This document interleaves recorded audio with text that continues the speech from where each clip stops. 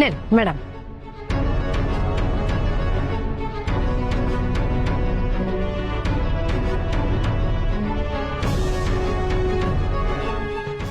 কত হয়েছে তোমার? ম্যাডাম 20 টাকা। নাও এটা রাখো। কিন্তু ম্যাডাম আমার কাছে তো খুচরা নাই। আচ্ছা কোনো সমস্যা নাই, তুমি 100 টাকাই রেখে দাও, ভাঙতে দিতে হবে না।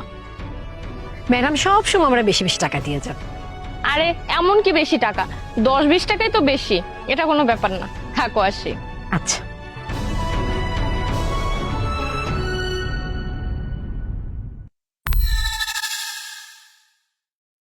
আরে ম্যাডাম তো ম্যাডামের প্যাকেটই ভুলে গেছে এখানে।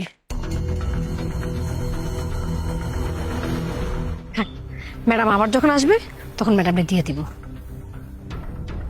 বাবা একটা সুখবর আছে, আমি তোমাকে বলেছিলাম না স্যার আমাকে একটা প্রজেক্ট দিবে, সেটা আজকে দিয়ে দিয়েছে। আর জানো স্যার না আমাকে প্রজেক্টের টাকাও অ্যাডভান্স করছে।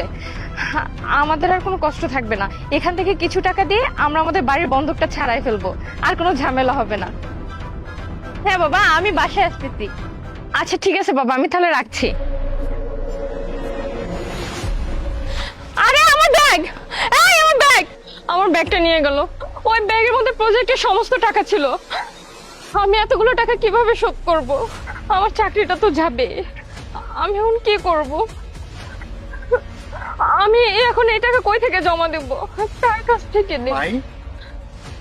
কিরে মা, তুই কেন এখানে বসে আছিস? তোর বস বারবার ফোন দিচ্ছে, তোকে ফোনে না পেয়ে আমাকে ফোন দিয়েছে। ওই টাকা নিয়ে তো ব্যাংকে যেতে হবে, আর তুই এখানে বসে আছিস কেন? বাবা বস আমাকে যে টাকাটা দিছে না, ওই টাকাটা একটু আগে আমার কাছ থেকে ছিনতাই হয়ে গেছে। তুমি বলো এখন আমি কি করব? আমার মাথায় কাজ করতেছে না, এতগুলো টাকা আমি কোথা থেকে বসকে দিব? কি বলিস তুই? টাকাগুলো ছিনতাই হয়ে গেছে, এখন তাহলে কি হবে? আচ্ছা শোন, ঠিক আছে, আল্লাহ যা করে মঙ্গলের জন্য করে। আরে বাবা থামো তো, কি মঙ্গল হলো? হ্যাঁ, এতগুলো টাকা আমাকে কে ধার দিবে যে তার থেকে নিয়ে আমি এখন বসকে দিব?